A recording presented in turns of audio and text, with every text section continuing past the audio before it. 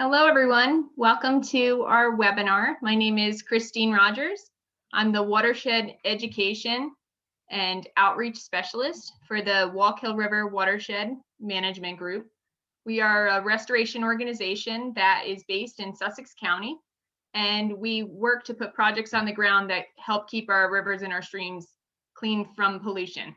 So this is the third webinar that we are hosting as part of a three-part series that we coordinated in partnership with the Greater Culver Lake Watershed Conservation Foundation. So the entire series was focused on lake stormwater management and stewardship opportunities. And specifically today's webinar is going to be focused on septic system maintenance. So I'm really excited to introduce you to our presenters today. We have representatives from Anjec, which is the Association of New Jersey Environmental Commissions, as well as the Jefferson Township Mayor joining us today. And both of them are going to be talking about septic system maintenance, as well as a case study of what has occurred in Jefferson Township. So with that, I'm going to turn it over to Alex Ambrose, who is the Policy Associate at Anjec. And if anyone has questions during the course of our webinar, feel free to type your questions directly into the chat box, and we'll do our best to answer them at the end of the presentation. All right, Alex, take it away. All right, thank you, Christine, and thank you so much for inviting Anjec to be a part of this amazing webinar series. As Christine said, I'm Alex Ambrose. I'm the Policy Associate at Anjec, the Association of New Jersey Environmental Commissions. You did a great job saying that entire mouthful. I wanted to give a quick intro about Anjec and what we do and how we can help you. Then I'm going to talk a little bit about one of the specific reasons why Anjec believes septic maintenance is so important. And then I will pass it off to our guest expert, Mayor Wilsusen. So Anjec is here to help environmental commissioners and local officials make good environmental decisions. That is our mission statement. We are a 52-year-old organization who is here to help you. One of the ways that we help is we have our environmental commissioners course. We call it Fundamentals for Effective Environmental Commissions. This is for both new and continuing, we call ECs, environmental commissions, new and continuing EC members to be effective and help plan for good development in their municipality. And like we said, just make good environmental decisions. We are also often in Trenton, the state capital, lobbying for good environmental decisions. In these photos, we were there helping to ban plastic bags in New Jersey, which, as I'm sure you heard, we are successful, and we are constantly trying to reduce the amount of plastic in New Jersey. We are also, similar to Christine, very into restoration and specifically installing green infrastructure such as gardens that help absorb rainwater and help filter all that pollution out. So this is a photo of me, actually.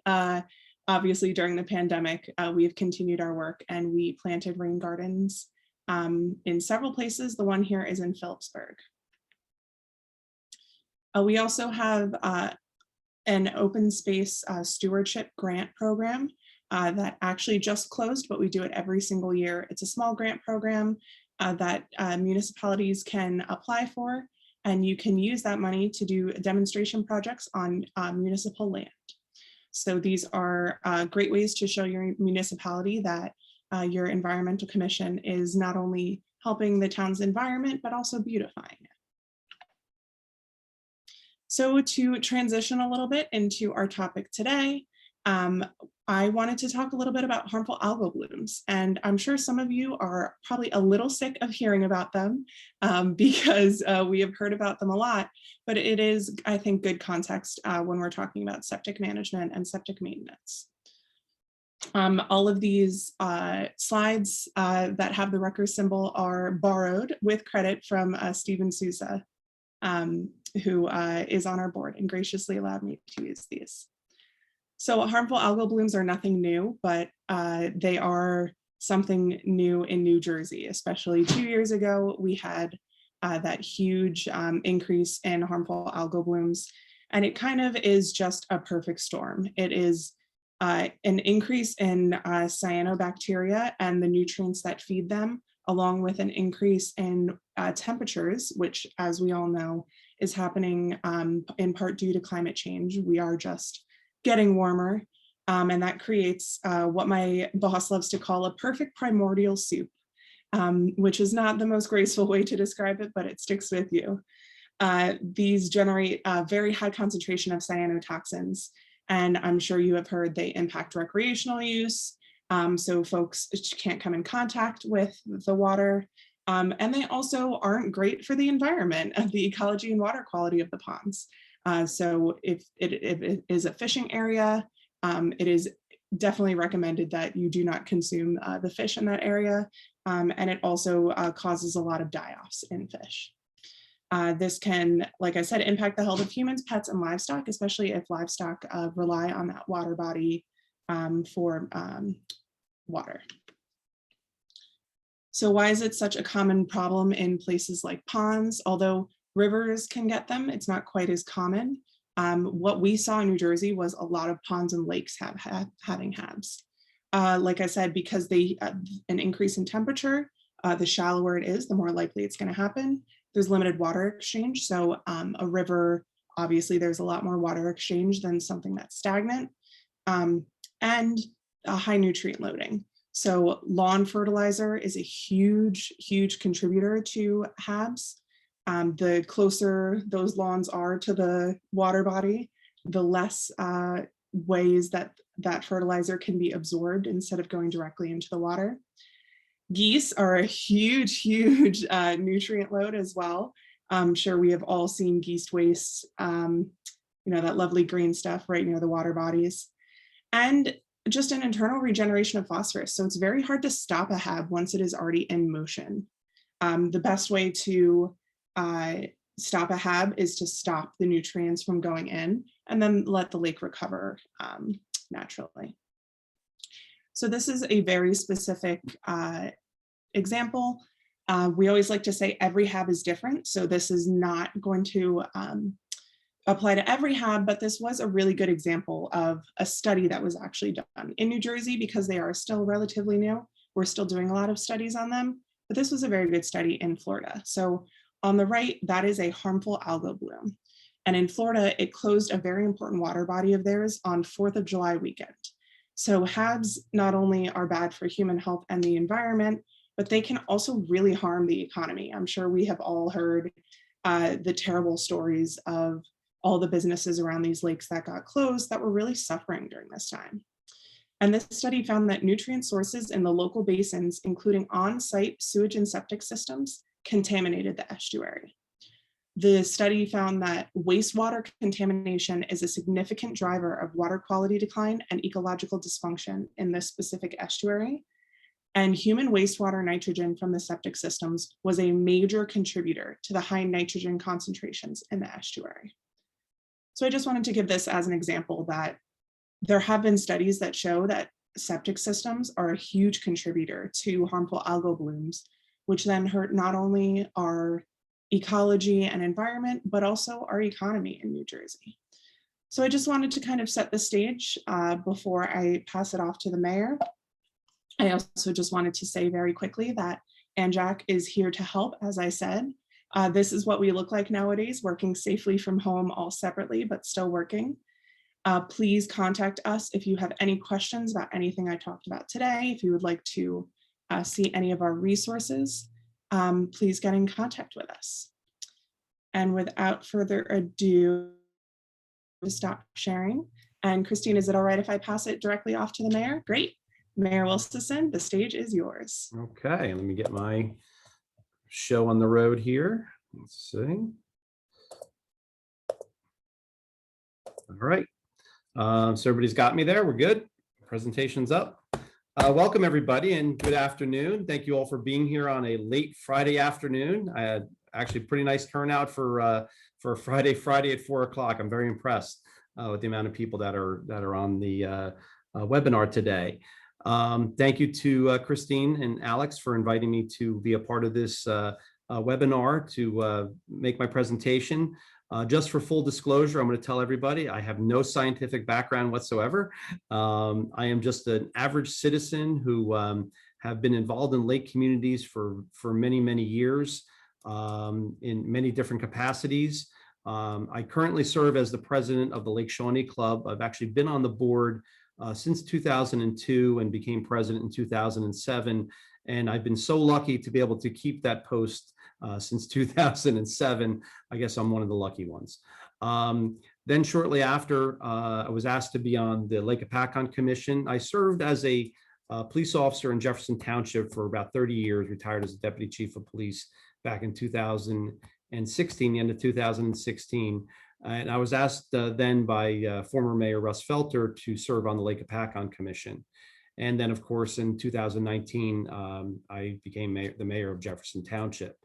And, you know, a lot of, you know, what I know and what I've learned is really self-taught just from being in these various positions between the Lake Shawnee Club. And I'm going to, Ernie, I know Ernie is with us from COLA.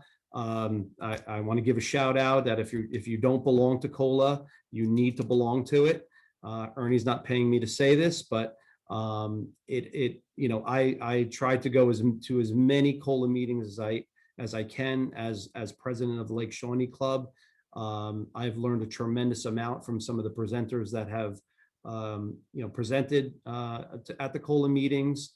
For anybody that's new to lake communities, serving on boards or in executive board positions, you know, to run a lake and to, you know, to have good lake management, really, it takes a lot of research. It takes a lot of education. There's a lot of great courses and things out there that can really help lake communities. And COLA is definitely one of those resources to be able to get that education. You know, prior to 2019 on Lake Apacon, you know, we'd heard about this whole thing about a harmful algal bloom. You know, they really weren't present in New Jersey. They were seen elsewhere in the country, but it really didn't affect Jersey. We didn't see too much of it. And I remember a few years prior, probably like 2016, 2017, I believe it was Dr. Souza who actually, or somebody from DEP at COLA meeting that actually introduced us to a harmful algal bloom. We're like, oh, you know, that's not going to happen here. And my first year of mayor, guess what happened?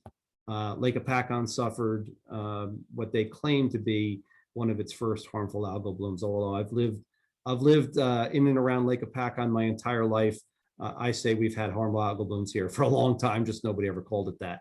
But so, you know, a lot of my knowledge has really come from just my involvement in local government over the years, being, you know, involved in a lake community. Lake Shawnee, which I'm going to give a little history about, is really where, you know, we're an 83-acre lake, and, you know, you have to really get educated in these things to be able to keep your lake healthy.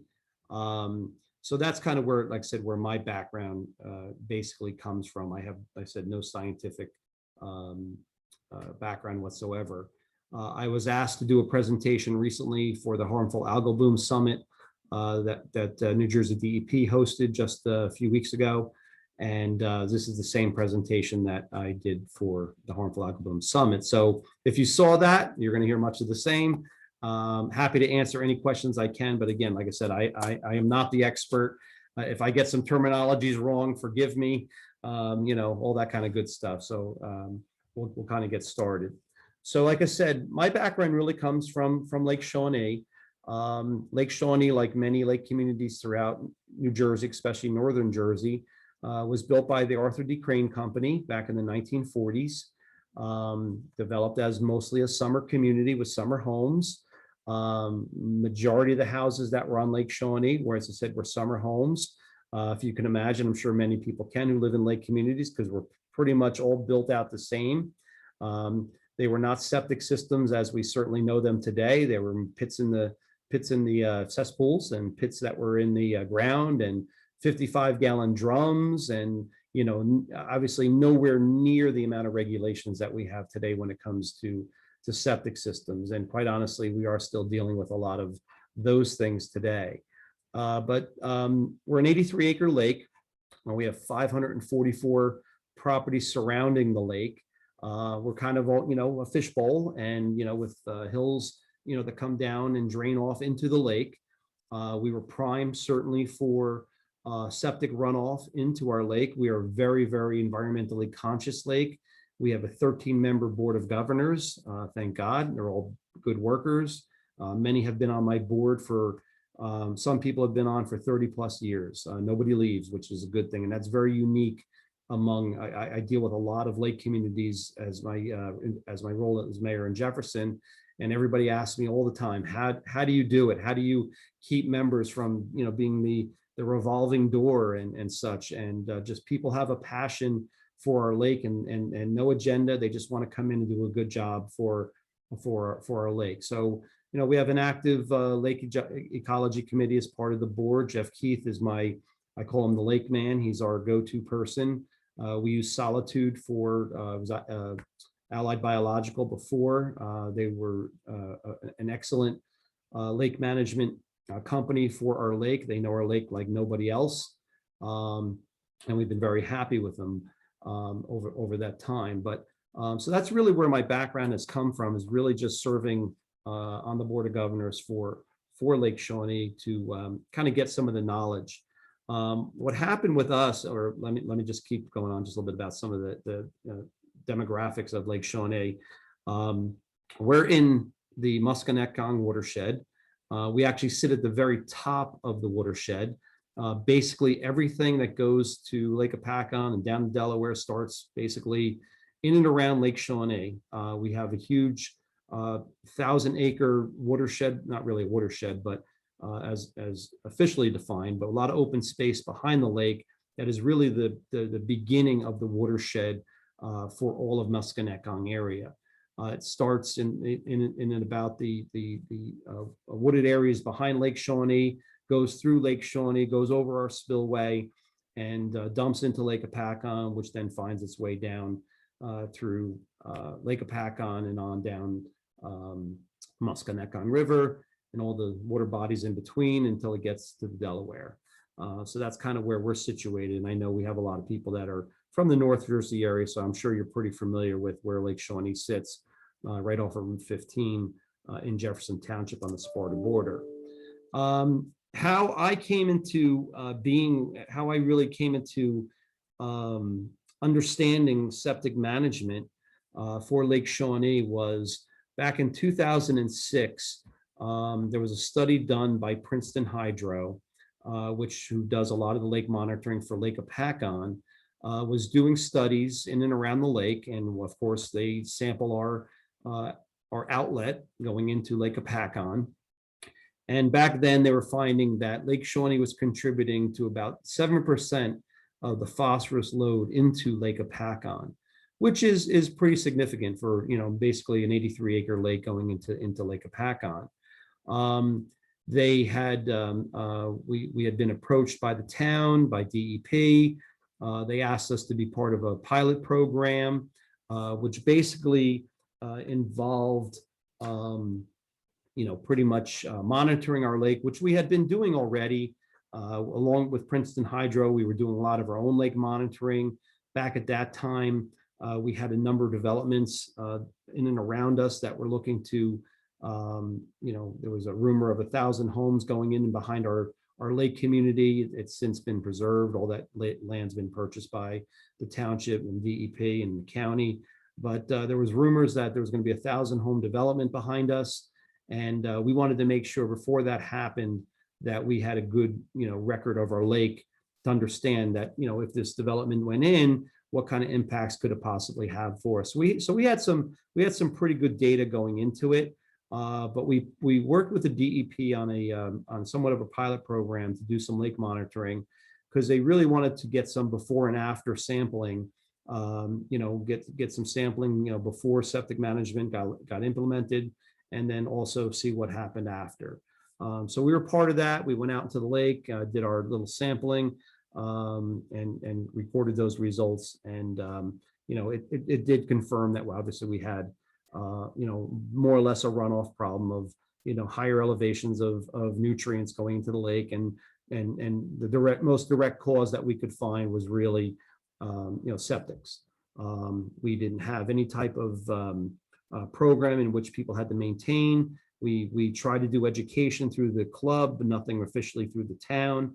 We knew as a club, as a lake association, how important it was for people to pump their septics, but there was really no incentive to do it unless you were very, very environmentally conscious and you really wanted to, help to preserve our lake. You would do it on your own. But as we know that, anytime you have to have your septic pumped, it's generally not an easy process.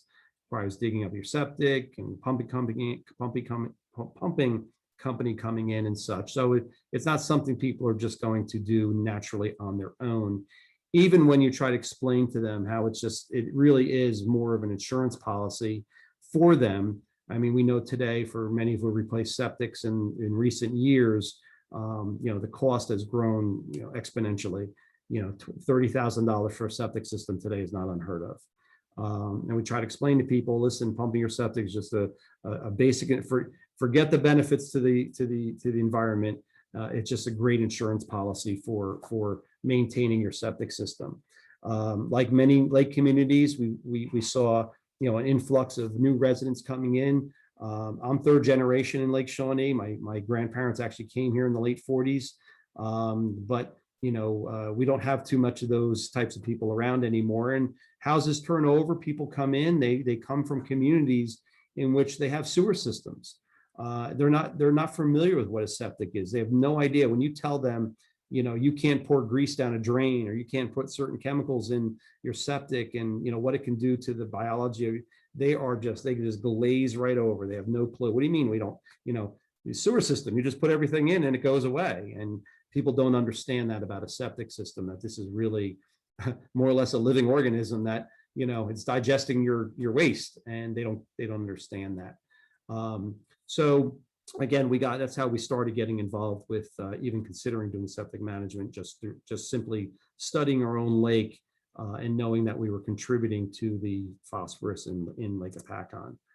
In 2002, backing up just a hair, even before we actually before we got involved in any pilot programs as far as septic management was concerned, in probably the late 90s, pretty much a good portion of Lake Apacon was being sewered at the time. The sewers are being installed in Mount Arlington. Mount Arlington is fully sewered around the lake. Roxbury was in the process. I believe they're fully sewered around the lake. Well, Apacon had started some sewers in around the lake, and Jefferson was kind of the last leg, which we happen to have the most shoreline in Lake Apacon. We were the last leg in the push to sewer basically the entire shoreline of Lake Apacon, which, to preserve the lake for obvious reasons. So Jefferson had done a sewer study in 2002, long before I was mayor. I was a lowly police sergeant at the time, again, involved in Lake Shawnee. So, and Lake Shawnee was going to be one of the communities that was going to be part of this whole sewer implementation if it was to come to fruition. So obviously had an interest in that. They did the study. Back then it was somewhere around $65 million. That was probably a very conservative estimate. If you know anything about this part of the state, we're the rock capital of the world. You can't put a shovel in the ground without hitting ledge rock and all kinds of usual, beautiful boulders. So it's not an easy area to install anything. We have a gas main project going on right now in Jefferson, and where they're supposed to get a couple 100 feet a day, they usually get 20. So, but so as part of that study, it was recommended to sewer all the shoreline of Lake Apacon, including Lake Shawnee, and pretty much most of the Lake Apacon section of Jefferson Township.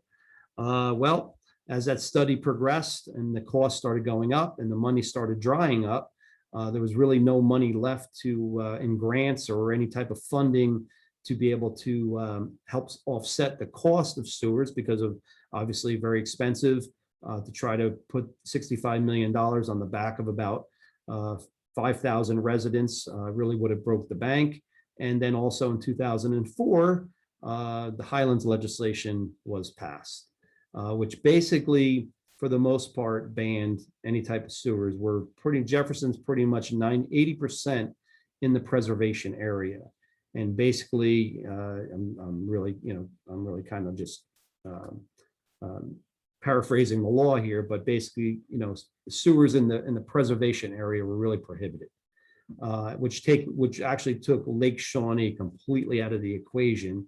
And the 544 homes in Lake Shawnee were really needed to kind of help again offset the entire cost of the project. So for the most part, it was pretty much scrapped at that point. Fast forward to 2019, Eric Wilsusen is now the mayor of Jefferson. So you own it. Harmful algal bloom hits Lake Apacon. And, again, Alex did a great job in talking about HABs. We know what contributes to that: phosphorus, nitrates, and nutrients that all get washed into the lake. That was all part of it. And, the fact that Hopakon, Borough, and Jefferson were kind of the last leg of the sewers, there was, a revitalization, I would say, in many of the HAB meetings that I attended as the mayor. There was a big charge as to, when's Jefferson and Hopakon going to get sewers? And of course, it kind of forced us to relook at our feasibility study from 2002. So we found out that we could get some funding from the Highlands Council. We approached them, asked them if this was something that we could possibly get in a grant of some sort. They agreed. We're just working out the details now to examine the feasibility, redo the feasibility study for Jefferson to see again, what are we looking at cost-wise? I've been told that it could be anywhere from 100 to 150 million to do sewers in Jefferson. So obviously, of course, the cost has increased. So we are working on that now as a whole separate project just to see if it's even feasible. And, if infrastructure money does come into play and down the road, as we're all hearing about in the news, maybe that's something we could possibly look at going into the future. And I don't know, certainly, that would have a direct benefit to Lake Shawnee and to Lake Apacon. But we'll see how that goes. So getting back to how Lake Shawnee and how Jefferson kind of got into its septic management program. As I said, in 2006, we kind of did some studying of Lake Shawnee just to get some baseline data. And then we were asked by the township, the DEP basically had approached the town after we realized that the township wasn't going to be doing sewers, and we realized that we were contributing obviously to, we know the importance of clean air septics, and we want to make sure people are maintaining them and to help to protect the environment. The township was considering through the DEP. DEP had approached the township and asked if we would consider doing a septic management program. Lake Shawnee, again, not tooting our own horns, but we had a pretty well established, I said, association. We were very active in ecology of the lake, and the township approached us and asked us if we would be the pilot for a septic management program in Jefferson Township. So in 2007, we became the pilot. As I get into and talk a little bit more, it's basically a 3-year pump out program. Every 3 years, the township does control the records, and they monitor, they send out notices and keep records of who's had their septic pumped and all that kind of good stuff, which I'll talk more about. And everybody's on a 3-year schedule, and they more or less, have to submit a pumping record, a receipt of some type that they actually had their septic pumped. The septic installers actually have to get licensed by us, so they actually do like a preliminary inspection just to make sure that the septic appears to be functioning properly, and they submit that to the township, and we record that into a database. So it proved to be successful. We were seeing some decreases. I have a slide at the very end. We were seeing some decreases in the nutrient loads into our lake, which obviously helps to benefit Lake Apacon. So in 2014, Jefferson decided to implement septic management program for the entire township. And Jefferson Township has, we're a 42 square mile town, a lot of area, a lot of woods, and many lakes. We probably have about 10 lakes within Jefferson Township, some very well established and some, just ponds and things of that nature. So a lot of lakes, a lot of water bodies within Jefferson, and all are now basically on that 3-year program. So as I said, we began the lake testing program in conjunction with the DEP. We saw a drop in phosphorus, which again at the very end I'll show what the results were from Fred Lubnow. The septic management ordinance that we have, it's called the Subsurface Sewage Disposal System Management Ordinance. Fancy word for septic management, I guess you could say. You know, more or less, as I said, it's it really what it does, it makes each homeowner basically their own sewer operator is really what it comes down to. I mean, you know, this is just some of the wording that's in our ordinance. You know, it's obviously a couple pages long. There's obviously a lot more to it. But basically, as I said, it's a 3-year program. The notices get sent out. Back in 2014, Township, everybody got a notice saying that you must pump your septic within a certain time period, and then after that, it'll be on a 3-year cycle. They submit the paperwork, as I had mentioned, to our health department. It's recorded in a database, and just prior to that 3-year time limit, they get a notice from the township basically saying you're due up for your septic pumping. You know, once you get it completed, submit to us the receipt. And I said the pumper is also required to send us something that they did a basic inspection, make sure the baffles are in place and working properly. They don't see any real damage to the tank. You know, it's hard to inspect the fields and things of that nature, but in Jefferson, we have a lot of people with pumping systems. Again, just to make sure that it's basically functioning normally, that they don't see any, any leaching coming up, any water coming to the surface, that type of stuff, and then report that to the health department. There's no fee to the homeowner. This is something that I know our governing body really deliberated over and debated about. You know, we wanted to make this, I know they wanted to, again, being not the mayor at the time, but being involved in Lake Shawnee, I know the township really wanted to get compliance. They didn't really want to, this wasn't about generating fees for the town. As I said earlier, as you know, if you own a septic, you know the cost, and it really just comes down to basically an insurance policy. So we didn't want to hit the individual homeowners with an exorbitant fee of any type, really. So the town decided to just leave it alone as far as a fee was concerned. As I said, the homeowner is required to obtain an operator's permit. Talked about the 3-year, the pump operator's license. They perform that inspection. And really the key to it, as I said earlier, is really constant education. As I said, with the influx, with so many new people coming into the area from more urban type environments where they had a sewer system, they really truly just don't understand what a septic is about, and what a living organism it really is, and throwing chemicals and everything that people do. And you hear horror stories about what people dump into sewer systems. It really is constant education. And when you tell people and they complain about, well, why do I got to spend $200 to get my septic pumped? They said, well, it's going to be the best $200 you ever spent, because if you got to replace it, and we know today with a lot of real estate transfers, a lot of old septic systems are getting updated. Again, the cost, easily $20,000, $30,000, $40,000 sometimes, or more, depending on the type of systems. There's a lot of elaborate systems out there today. I've seen in Lake Shawnee alone all kinds of newfangled systems that are being put in, and they're very costly. DEP is not really, as I know, they're not really. They like to stick to old technology. They're not big on newer technologies. It takes them forever to study these things. But as we know, with a lot of home inspections, a lot of real estate transfers, a lot of people selling homes, one of the first things that usually fails is a septic system. So we're constantly trying to educate people. I know Lake Shawnee, we have a newsletter that goes out to all of our lake residents.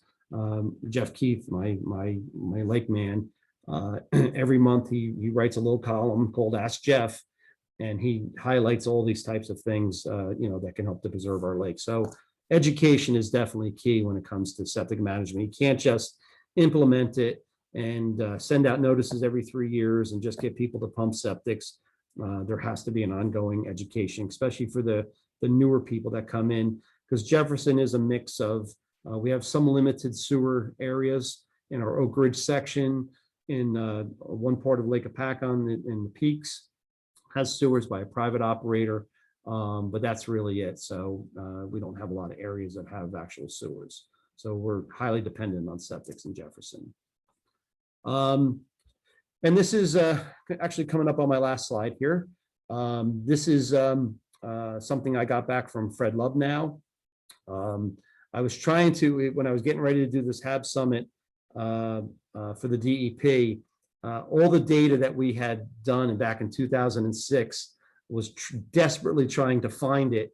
And I knew it, somebody in my board has it, but nobody could find it. So I relied on Fred to kind of help me out here, because I know they do so much testing in and around Lake Apacon, including Jefferson. And you can see, in what he wrote here, he says he did, the comparison, before 2007 and after, the septic ordinance and the water quality data for phosphorus and nitrates and all that kind of good stuff. We know that these things obviously can find their way into our lake, especially after heavy rains and all that kind of stuff.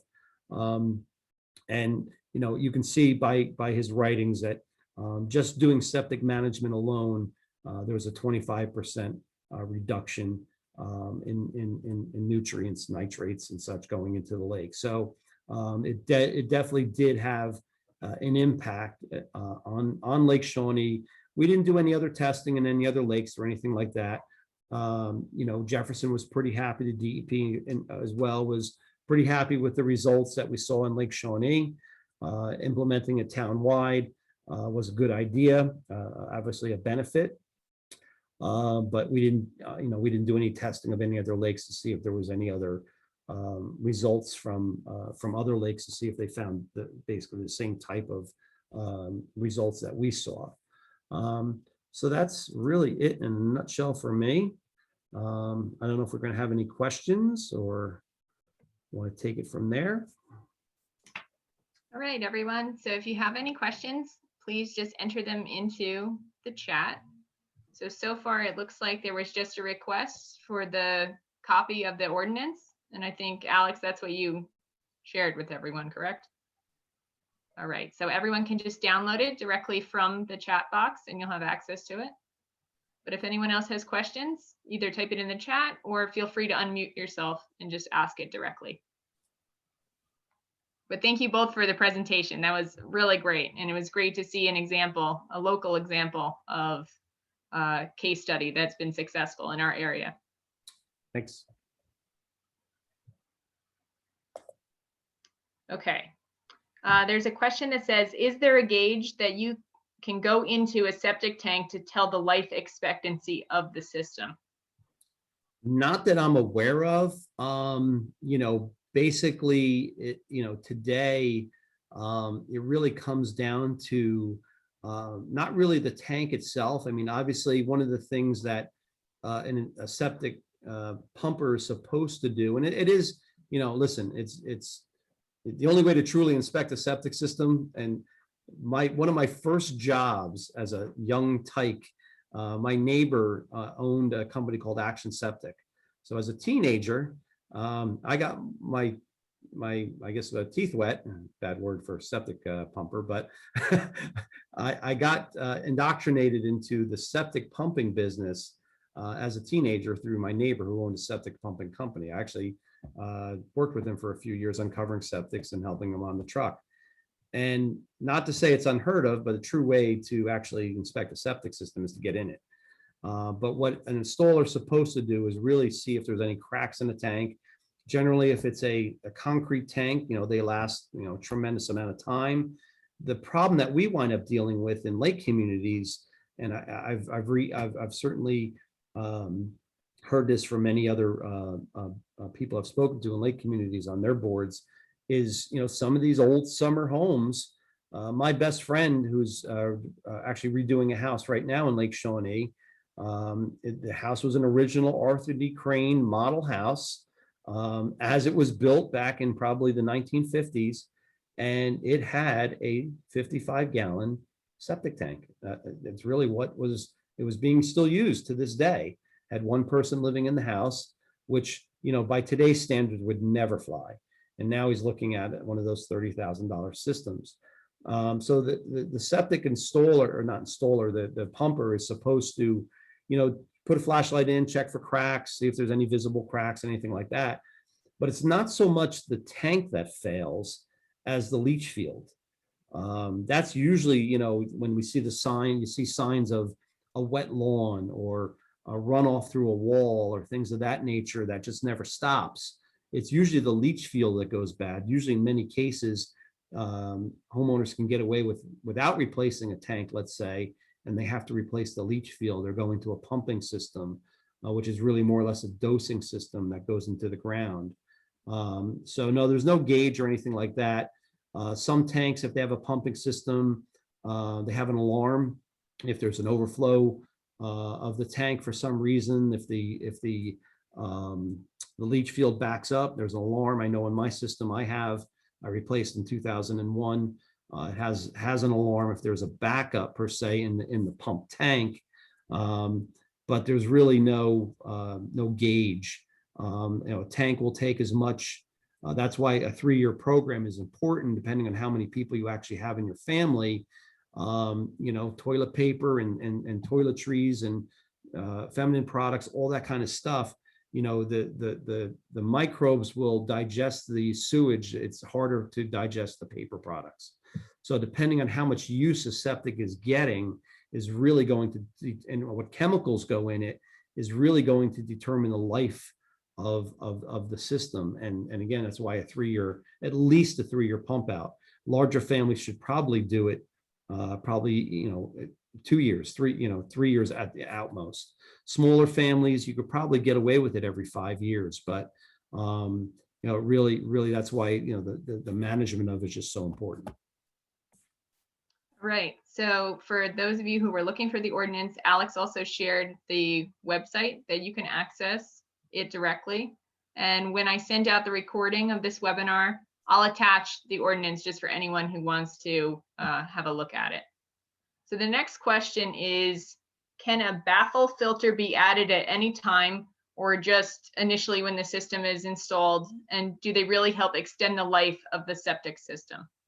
Baffles can be replaced. They're meant to be replaced. They're metal in most cases, and they do rust. They're very common to fall off. There's usually a baffle coming into the tank and then a baffle going out to the field. And they commonly do rust and degrade, and they have to be replaced. They can be, and they can be for the most part done. You have to get a septic. In most cases, you have to get a septic installer to come and replace them.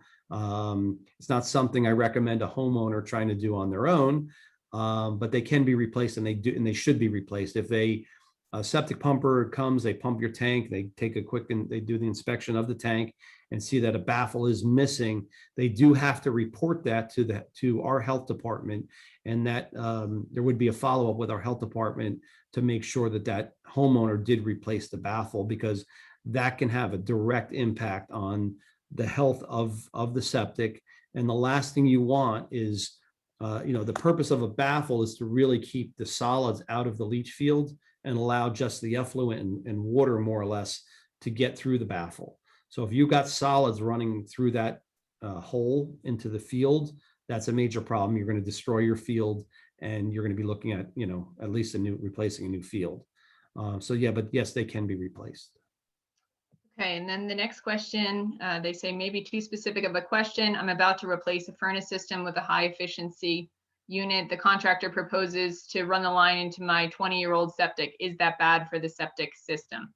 If it's just like for like say the humidifier, I wouldn't, that's just distilled water. That wouldn't be a problem. It's really chemicals. As long as there's no chemicals running through, running into the septic, that's what you want to avoid. If it's just plain old water, distilled water, that's perfectly fine.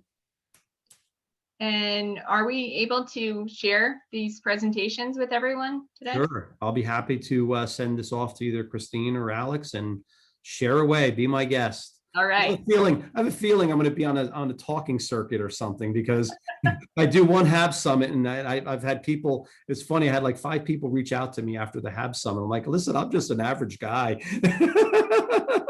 I need Fred Lubnau's, Dr. Souza's credentials.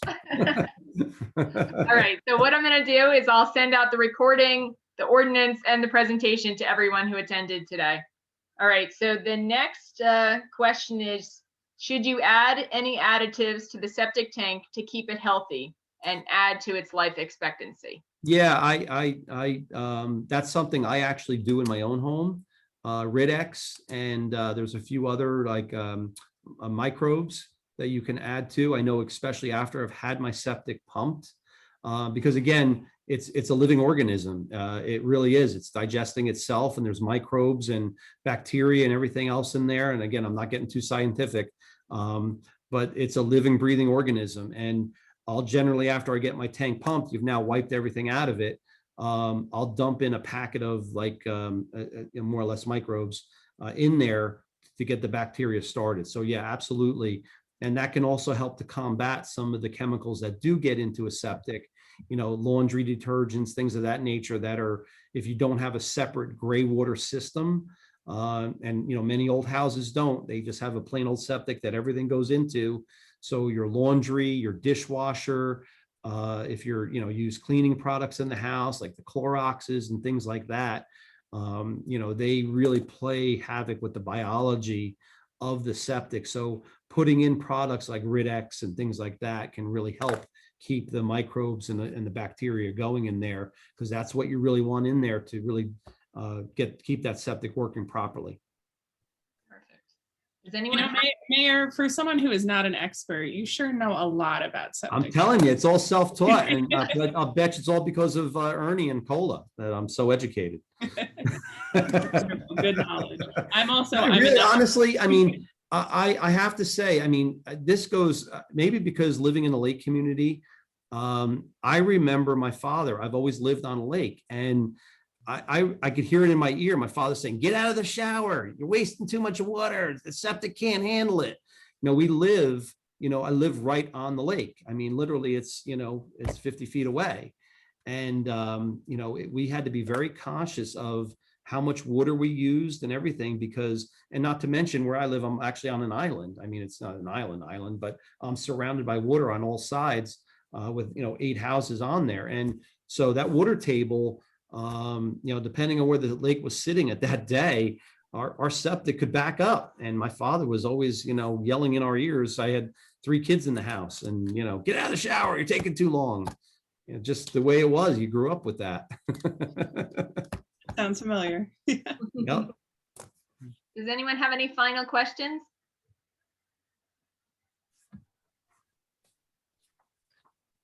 All right. Well, thank you both so much for this. Thank you. That was wonderful. Thank you so much. It was a perfect end to our webinar series for the lakes. Well, thank you, everybody. Thank you. Pleasure. All right. Have a good day. Good weekend, everyone. Bye-bye. Take care. Bye-bye.